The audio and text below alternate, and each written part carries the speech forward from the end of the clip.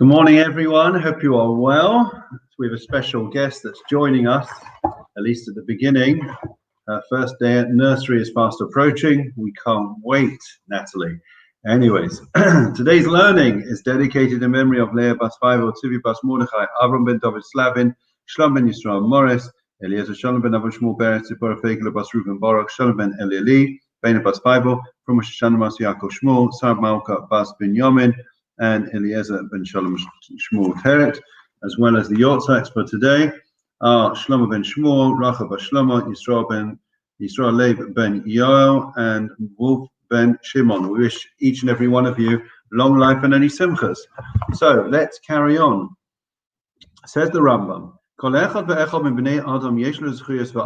each and every person in this world has good. We all do good stuff and we do some bad stuff. Okay, so we have merits and we have transgressions. So when it comes to us being judged each year, if a person has more merits than transgressions, they are considered a tzaddik.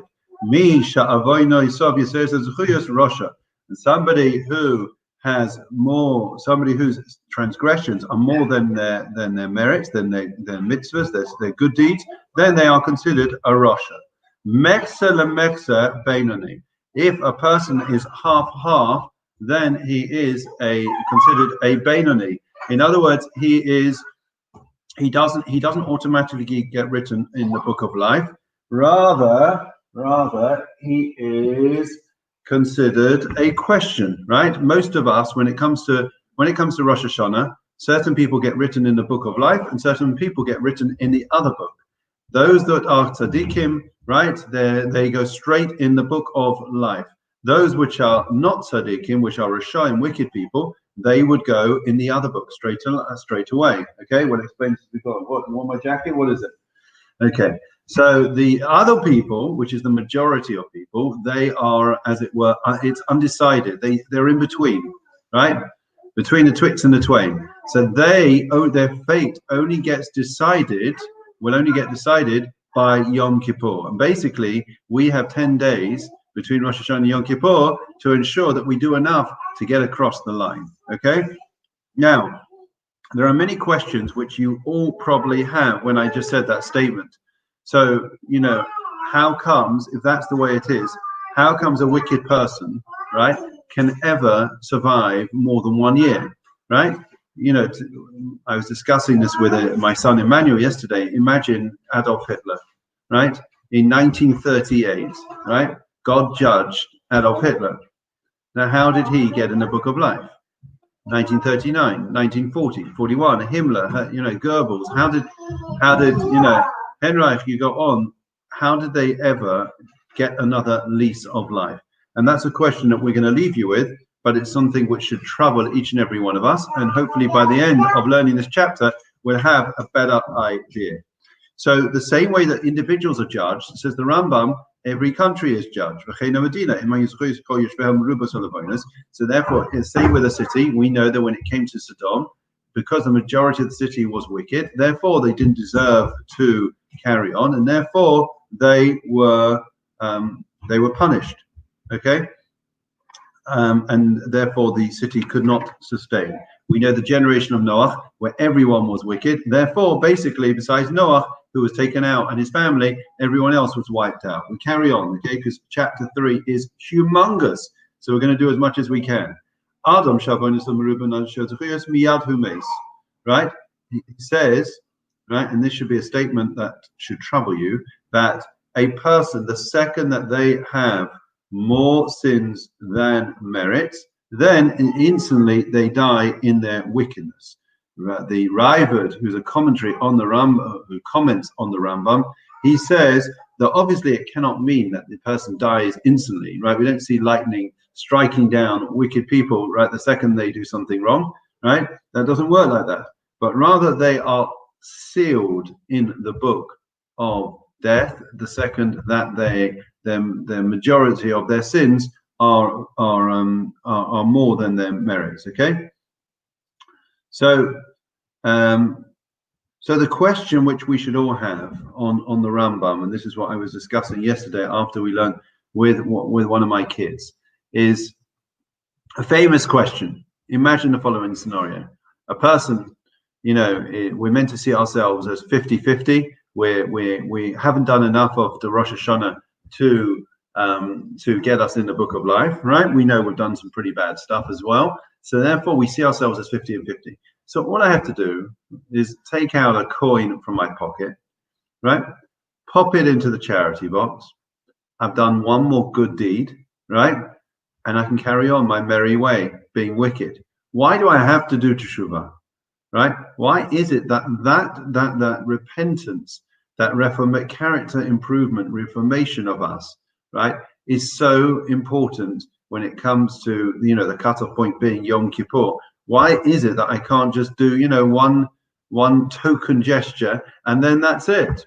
It's a question for you, right? Why does it all depend on repentance rather than just taking a coin, put it in a box? Why do I have to change my character? Good morning. We have some new faces. Not that I can see anyone, but we'll say good morning to all those that are joining us.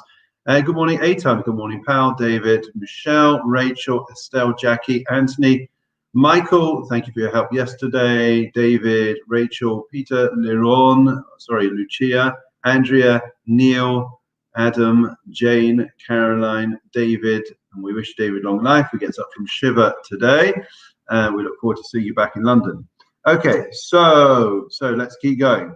So far what we have said is that each and every one of us sealed when it comes to Yom Kippur. What we have said is that every person is judged on their merits. If they are majority good, then they would get written for that next year in the book of life. If they are majority bad, then they would get written in the book of the other book. So the question we asked was, well, take 1937, 38, 39, 40 throughout the war, right? How did they continue to live? And the answer that is typically given is that very often wicked people, right? They have, however wicked a person is, right? Even an Adolf Hitler, and this may be exceptionally difficult for us to accept, but it's true, and that is that everyone does some good, some acts of kindness, right? It may be with their family, it may be with their close friends, right? So therefore, that merit, right, however small, has to be repaid. And therefore the Almighty decides, rather than repay these people, these wicked people in the next world, I'll repay them in this world. And therefore they get their comeuppance in the next world, they get rewarded in this world, and therefore they have, as it were, a new lease of life temporarily, which looks as if they are, living the life of Riley, and they're not going to have any consequences. Little do they know that time runs out very quickly. They die prematurely, as we've seen time and again, and then, of course, they get their comeuppance in the next world. So that's basically the way it works. Now, it goes on to say that a person will do it outside.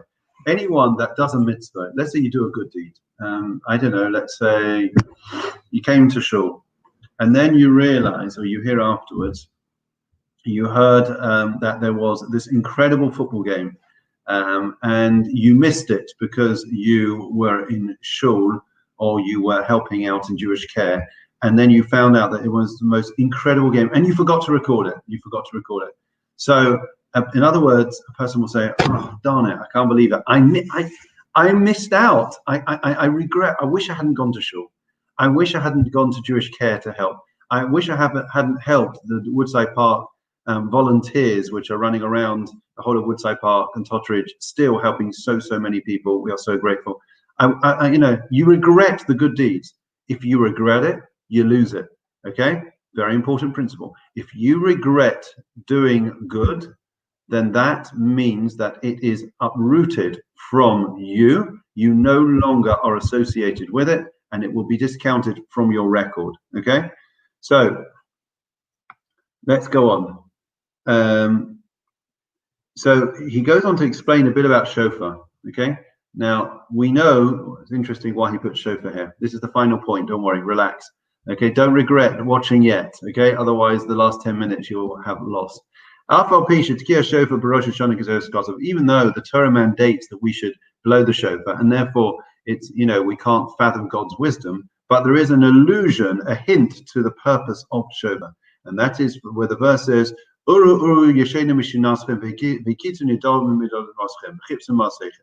idea is that it's meant to awaken us, not us physically, but psychologically, emotionally, spiritually. It is meant to arouse a feeling inside us that we need to improve, that we want to be better people, that we should reflect on our past and hopefully learn from our mistakes of the past, and therefore we make amends. We approach people that we've offended, that we've upset, even if it's our spouses or our children or our parents, and we say sorry before Yom Kippur. And therefore the shofar touches our inner core, and it awakens something in us that hopefully we can nurture and foster and grow so that we become better people. So we're going to stop there today. There is so much more about teshuva, many fascinating philosophical questions that we will, please God, deal with, but we have to stop there. So we'll say Psalm 23. Still, sadly, some members of ours which are seriously not well, as well as thinking about the wider community, which also need a refuah shlema, and in Israel in particular, I'm aware of many cases. So we should all not just keep vigilant, but we should pray for their full and speedy recovery. The Lord is my shepherd, I shall not want. He causes me to lie down in green pastures. He leads me beside still waters. He restores my soul. He leads me in the paths of righteousness for his name's sake. Even when I walk in the valley of darkness, I will fear no evil, for you are with me. Your rod and your staff, they comfort me. You set a table before me in the presence of my adversaries. You anointed my head with oil, my cup overflows. May only goodness and kindness pursue me all the days of my life, and I will dwell in the house of the Lord for the length of days. We'll make a memorial prayer for those that have Yortzeit today, or those that are in their year. I would anyone that is planning on coming to shul, I would urge you to sign up if you want to come to shul over Rosh Hashanah Yom Kippur. Otherwise you will regret, because it's very hard for us to reconfigure everything once we have arranged the services. Last chance. Okay.